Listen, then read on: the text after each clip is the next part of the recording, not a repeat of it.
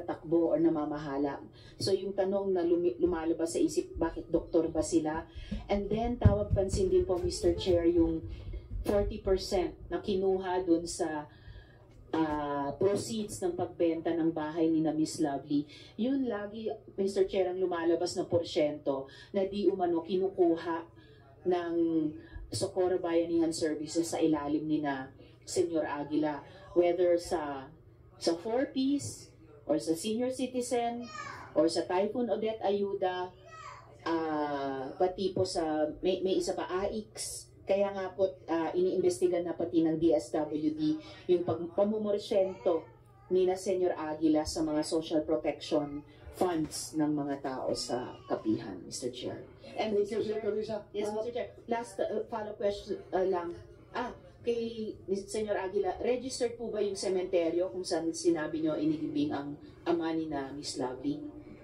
Si Board Member to na lang yung po sasagot. Sige, go ahead. Mr. Galarida.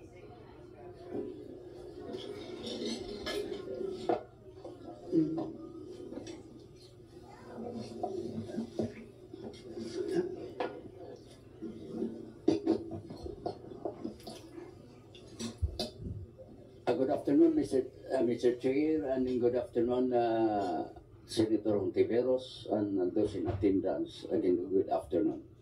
Ako po ay si Mamerto de Galanida, 82 years old, dating Schools Division Superintendent, dating Mayor for 3 terms ng Socorro, at dating Provincial Board Member ng Surigao del Norte for 3 terms. I'd like, first, Mr. Chair, I'd like to say that when Bayanihan Services was organized in 1980, I was the secretary until 2021. And then when I was elected as vice president with the association, upon endorsement also of our former president, Rosalina Eltaro. Si Rosalina Eltaro po ay half sister ko. Kasi po, ang asawa ko ay sister niya. Kaya po, payag akong si 1980 until 2020, ako po ang naging secretary. So I know the ups and downs of the association, have the records, and all other things that the association went through. First, Mr. Chair, I would like to... Sandali lang, para matuloy-tuloy tayo ha. We'll give you the floor mamaya kung anong gusto mong sabihin, pero just direct to the point, yung tanong ni Senator Risa, kung yung cemetery doon ay rehistrado ba yun sa gobyerno? Yes, let me answer this way, Mr. Chair. Ang cemetery ng Barangay Siring is around 3 kilometers from our sitio. Tanong ko na, kadali naman ito eh. Kadali naman sagutin yung tanong ko kung rehistrado ba, hindi. Kaya po gusto pong ipaliwanag ko. Ay naku, kailangan pa bang paliwanag yung rehistrado?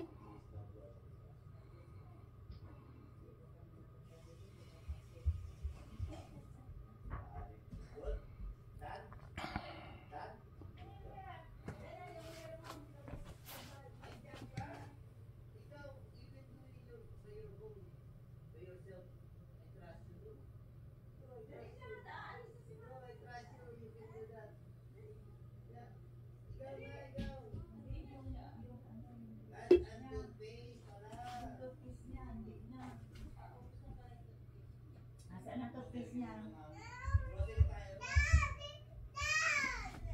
Dana, wala ka na. Sana, hindi pa binigyan nila ka. Ay, nasaan na. Nasaan na. Yun.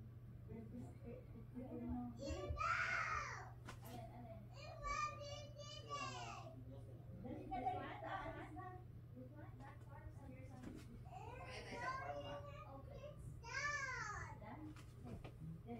Let's go. Punasan mo ang bunganga niya. Kasi ano ba? May laway. Punasan mo. Dali. Punasan na ano. Nalaway. Oh, look. Oh. Look at your face in the mirror. Look at your face. Dali.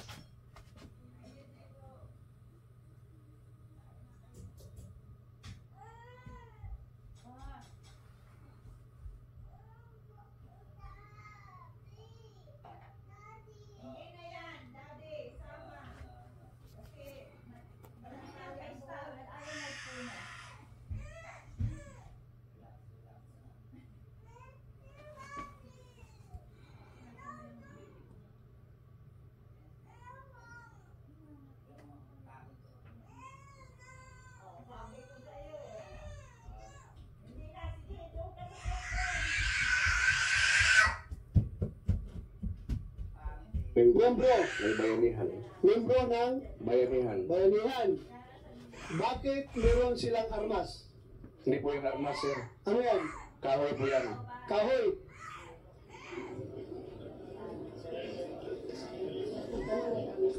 Yung makasagot po ay si Atty. Ralna po eh. Kasi Sige, pakiconfirm nga ito. Kahoy ba talaga? Mr. Chair, noong panahon po yan, meron po kasing may mga different activities po yung mga clusters po doon. Meron? May mga different activities, may sports, meron pong mga iba't ibang klaseng programa for the members po. At during that time po, isa po yan parang contest po between the clusters po. Parang tapos parang sila po yung nanalo. Parang kasi po sikat na sikat po noon yung time po ng Cardo, yung sa Provinciano. So it was parang reenactment po of that night. Parang drama, may drama contest po. Meron pong parang na-surrender po yung mga ganyang replika po na kahoy po sa police.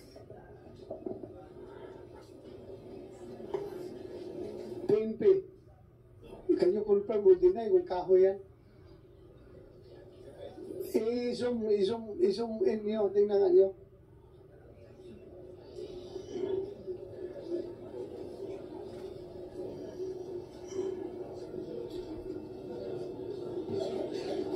Sniper rifle. Good afternoon, Your Honor. Yes, yes. I am Police Captain Basil Monteroso, Your Honor, Right. the Chief of Police of Socorro, MPS, Your Honor. Hanggang ngayon. Current, Your Honor, and I was installed last August 18, 2023 po, Your Honor. Up to the present. Yes, Your Honor. Sige. Can you confirm or deny kung ito yung mga kahoy lang? So, based sa mo validation, Your Honor, na nakandak po, Your Honor. So, hindi po namin nakita yung mga baril, Your Honor, na kahoy. Sa ngayon, Your Honor, hindi po nila pinapakita sa amin na yung mga, sabi nila, airsoft gun daw, Your Honor. Airsoft gun. At yung iba, Your Honor, is mga kahoy po na rifle, Your Honor. Mr. Chair. Yeah. Si Senator Tolentino. Yes, Mr. Chair. Yes, go ahead, Senator Tolentino. Hihingi po ako ng paumanhin na late ako dumating. I'll be reading transcripts here. Galing po ako ng malayo. Gabi, nandito ako, 10:30. Kanina, pagising ko po, nasa ano na ako, Daet, Camarines Norte. Galing po ako ng Daet. Hinabol ko to. Alam niyo sa Daet, for the record, tinatanong ako ng mga tao ron kung ano ang nangyayari na sa hearing tungkol dito. Kilala lahat, alam ho nila lahat, they're aware of what's going on. So sabi ko, papunta pa lang ako sa Senado. Galing po ako ng Camarines Norte. Pero, Mr. Chair, for the record, gusto kong tanongin si Mayor, si Vice Mayor, di ba ho galing din ako na Socorro? Can you confirm that?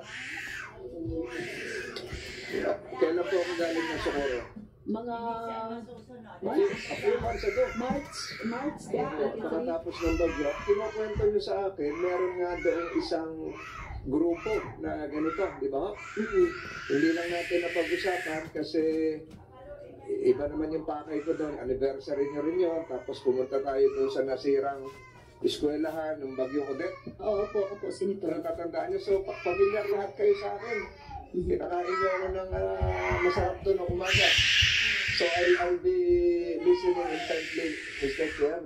Lumabas si Mr. Chair at siguro mamaya na lang, just trying to gain my composure. But as I said, even as far as Region 5, where I came from a few hours ago, umalis po ako doon, 10:30 na eh.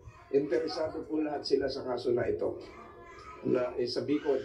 Ngayon, kung saan meron silang special celebration sa Daet. So, dapat po siguro sa proceedings natin, kayo po ay nanumpa, magsabi kayo ng katotohanan. Kasi ang daming nakikinig, hindi lang mga taga Socorro. Baka buong Pilipinas, gusto manaman. Kaya ikaw, sino ba si Senyor? si Mr. J. Renz. Marami na nakakakilala sa iyo. Kaya dapat siguro magsabi ng totoo rito. Yun lang ng Mr. Chair. Wala na si Chairman. He went on a quick break, but I understand the Deputy Minority Leader will have a question. Salamat po. Salamat, Mr. Chair. Kanina po, naalala ko, Mr. Chair, sinabi po ng ating Regional Director ng NBI na bago pumunta po yung mga ahente ng NBI doon sa kapihan, kailangan ma-assure na hindi sila masasaktan. Dahil sa pagkaalam ng NBI, may mga armas at may kakayahang lumaban o gumamit ng mga armas na ito. Kaya kailangan ng precautions. So given that po, Mr. Chair, Regional Director, parang contradictory, di ba? Yung sinasabing props lang to, peking armas lang to, kahoy o kung ano man, kumpara dun sa alam ninyo tungkol sa area nila, kaya nga kailangan mag-ingat. Tama po ba? That's correct, Your Honor. Mr. Chair, that's correct. So kayo, sir, habang nakatingin tayo sa litratong ito, anong basa nyo dito sa mga uniformadong armado na nakapalibot dito kay Senyor Aguila? But, Your Honor, definitely we can say that hindi yan gawa ng wood. So, as a matter of precaution, we assume that that is really a real gun. That's our assessment. And the men behind, well, I think everyone will agree that para talagang private army. Kasi long firearms, naka-combat uniform.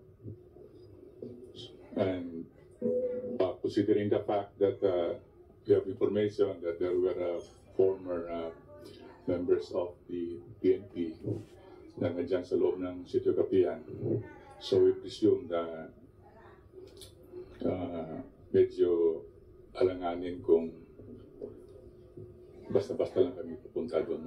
Okay. Kumsek, ipatawag mo nga yung mga pulis na membro ng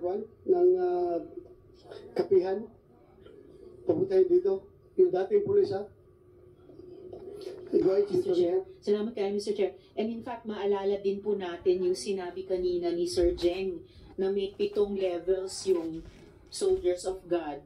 Mula sa pinakamataas na agila hanggang sa pinakamababa at pinakabata, 6 to 7 years old na fetus ang tawag sa level nila. So, Sir Jeng, ang ganito ay, ano ba to? Ano ba level ba to? Mga agila po ba ito? Second level na po yan, ma'am. Agnos. Second level lang ito, Agnos. So, may isa po sa amin dyan sa, kasama namin sa witness na madali ma-verify. Andun po siya sa picture. Sa likod. Kasama po namin dito. Okay po, Sir Jeng. At yung mga dalang armas dyan ay totoo ba yan o peke ba yan na gawang kahoy lang? Totoo po, ma'am. Salamat kayo, Mr. Chair. Thank you, Senator Risa. Ano yung pinakamataas na level? Agila po. Agila. Kayo. Kilala niyo yung mga tao na yun. Yung kanya sa level, balik kayo yung picture, balik. Yung unang picture, yung naka-uniforme.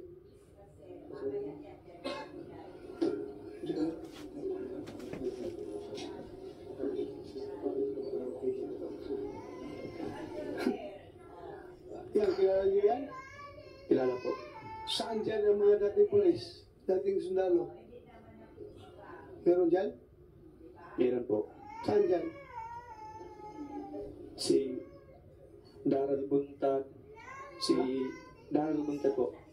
Daryl? Buntad. Mr. Ilandag po. Nasa katabi ni... Sige, patawag natin. Kumsek, saan yun sila? Dito, may mga bakante upuan dito. Upuin dito.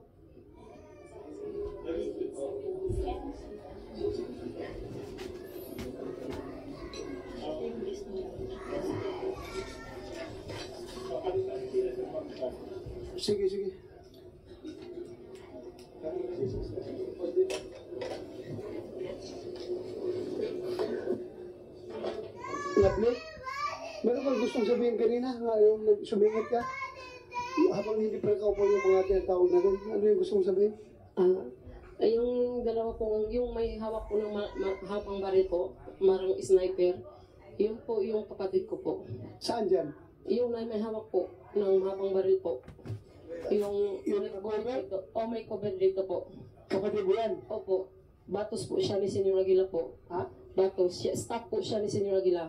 So lahat ng nakapalibot dyan po, i-staff ni Senyor Aguila. Tapos yung isa na may hawak na baril po, yung may nakakalo lang po, pagsimula dun sa kaliwa, so yung pangalawa, yun po yung nakakatandang kapatid ko na ikinasal doon ni Senyor Aguila uli. Iniwan niya yung asawa niya at anak sa patag. Tapos ikinasal siya doon sa kapihan uli. Binigla ng bagong asawa at nagkaanak ng dalawa po. Thank you. Mr. Chair. Yes, go ahead. Miss Lovely, sabi nyo, at least dalawa dito sa photo na to ay sniper? Yung pong mahaba po, hawak ng kapatid ko, bago nagsimula yan po, kasi flag racing po namin yan, ma'am. Ang flag racing po namin is yung sa tutuwan to po. May tutuwan to po kami, yung pong flag namin is ang parang bungo po, tas may dalawang itak na nakaganon, itim po na bungo, tapos ang nakalagay doon is sikulurum. Yun po nakalagay. Tapos, ang flag ninyo ay hindi watawat ng Pilipinas, kundi seculorum. Nakaganon po kami. Lahat. At, sige po. Tapos kapag dadating si Senyor Aguila, bago magsimula yung flag racing po, sisigaw po yung assistant backcom na handa sa pagpugay. Gaganon po kami lahat. Tapos yuyo po kami kapag dadaan na si Senyor Aguila. Kami lahat po. At so, ito ay flag racing. Flag racing po yung Hindi nangyari. tama yung sinabi ni attorney na ito ay program, competition, at Hindi po. gumanap sila bilang probinsyano ba yun? Or Hindi po. anong show na popular noon? So, Hindi po. flag racing po ito. Flag racing po Sa yan. ibang watawat at ang pinagpupugayan ay si Senyor Aguila. Opo, tapos na-present po yung Agnos po. Pag racing, bayang magiliw. Hindi po. Yung katuwatuhin po namin, Pag hinirang, organizational anthem po namin po. yun lang ang kinakanta. Opo. Walang bayang magiliw po. Yes, go ahead, Senator Tolentino. Lovely ito mga uniforme nila. Ito yung regular uniforms o uniforme. Lagi naka-uniforme. Opo, doon po tinatahi sa kapihan po. Pinatahi sa kapiha. May ginaya. May mga tatahi po doon sa Meron amin. silang ginayang kokopyahin. Opo, mayroon pong Spray ginagawa. tela, binili yan eh. Opo, every cluster may outfit po na parang military po. Saan nabili itong mga telang ganito? Yun pong pinatataka namin po. Kasi Mr. Chair, kaya ako sinasabi yan, nandito siguro ang Department of Justice, there is such a thing as Article 179 of the Revised Penal Code. If you will take a look at that, that probably would be applicable. Diba? Just take note of that, and perhaps the committee will likewise include that as part of the recommendations.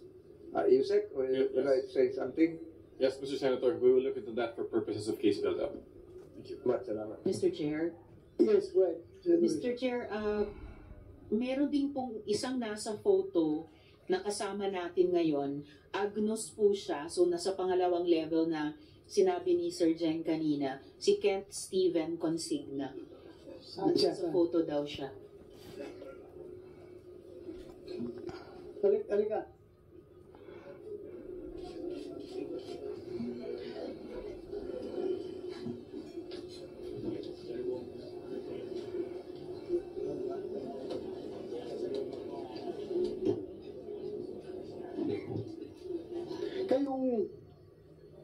Kayo yung mga dating pulis.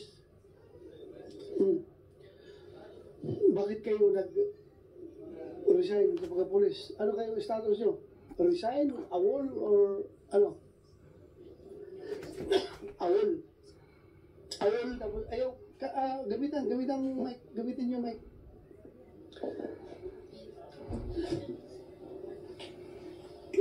Ilan kayo lahat? Na dating pulis? Siyam po, sir. Siyam.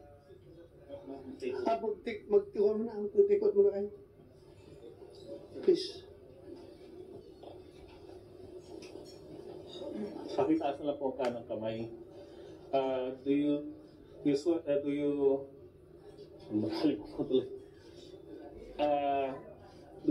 to tell the truth, the whole truth, and nothing but the truth in this hearing and investigation?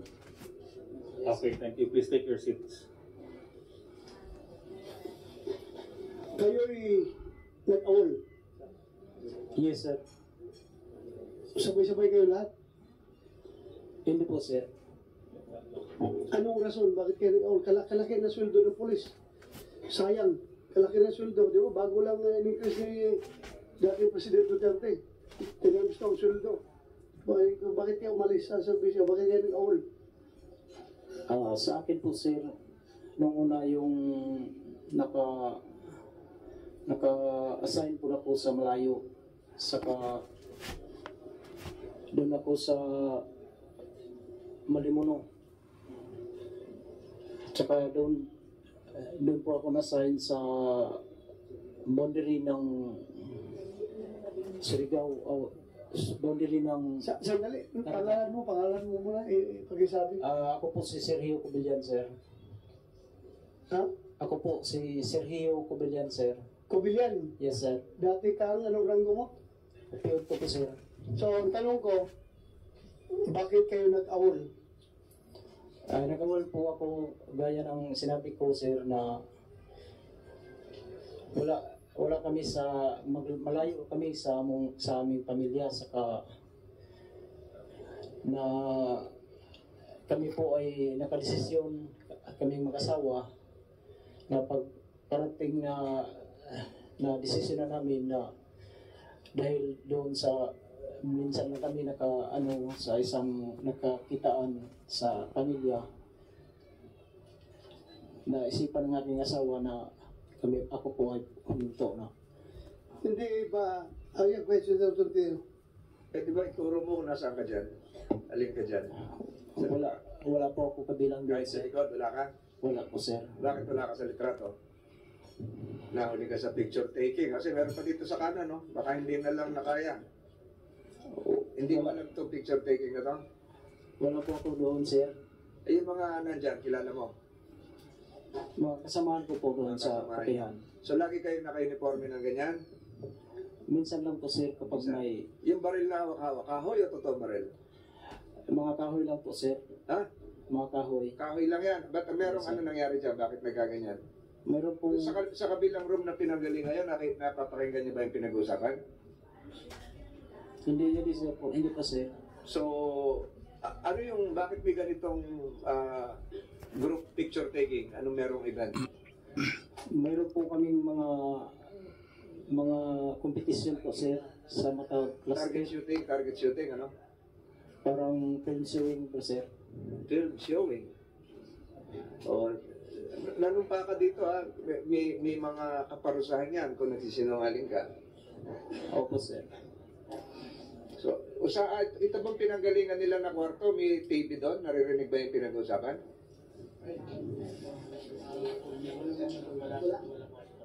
Walang monitor. So, ito, laruan, hindi totoong... Pero kilala mo yung mga nandyan? Kilala ko po, sir. Mga kasamahan ko doon sa kapihan. May mga ex-police din dyan, mga nag-awol, o kagaya mo na nag-resign, doon sumama dyan? Wala po, sir. Wala. Kami lang, wala po na doon. Sino-sino yung mga yan? Hindi sundalo yan, hindi pulis yan? Hindi, sir. Mga membro lang po. Mga miyembro na nag-uniforme, na lagi naka-uniforme. Sabi ni Lovely kanina, iba't ibang cluster daw, iba't ibang uniforme. Ganun ba? Opo, sir. So ito yung naka-camouflage. Yung ibang uniforme, ano naman yun? Agnos na yata, sir. Ano? Agnos, itim. Ano naman yun? Anong uniforme nila? PNP na suot? Hindi po, PNP. Agnos lang ito, sir. Civilian lang yung uniform. And then, naka-combat shoes, so naka-camouflage. Kompleto ang kanilang ano. Mr. Chair, kayo na po siguro magpatuloy. Yes, alam nyo, alam nyo, kuwan nyo po na yung kuwan mo. Kami dito, wala kami pakialam kung ayaw na nyo magpulis at mag-concentrate kayo sa kapihan. Buhay ninyo yan. Wala kami pakialam kung pupunta kayo doon. Kung sa amin lang, ay walang mangyayaring violation ng karapatang pantao. Yung mga constitutional rights ng mga tao doon sa loob ng kapihan ay dapat ma-maintain at wala kayong mga existing laws na binabiolate. Kaya tanungin kita, Kubilyan, sabi kanina nung bata, pinapadol mo daw siya, yung babae na si Elias Jane. Pinadol mo daw siya dahil, Parusa daw, Mr.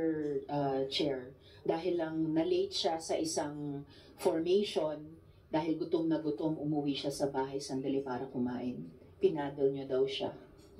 Yes, pinadol mo daw siya, Kubilyan. Bakit mo siya pinadol? Pwede na sir, sa akin lang po, bilang isang membro o lehitimo na ngayon, ang mga pinaratang nila sa amin doon sa kapihan, wala po ang katotohanan. Mr. Chair. Yes, go ahead, Senator Risa. Sergeant Kubilyan, isa lang po yung tinatanong namin sa inyo sa puntong ito. Kasi kanina po, sabi ni Elias J, minsan pinarusahan siya ng paddling. At ang nagpaddle daw sa kanya ay isang Sergio Kubilyan. Nakita po namin ang pangalan nyo dun sa listahan ng mga nag-awol at dinismiss. So, kayo ba yung Sergio Kubilyan na nagpaddle kay Jane at bakit nyo naman ginawa yun sa bata? Gaya na sinabi ko, hindi po yan totoo, ma'am. Hindi nyo po pinaddle si Jane? Hindi po, ma'am. Mr. Chair, siguro pagbalik po ng mga bata, pwede nating itanong kay Jane kung identify niya si Sergeant Kubilyan bilang yung nagpaddle sa kanya or hindi. Salamat, Mr. Chair.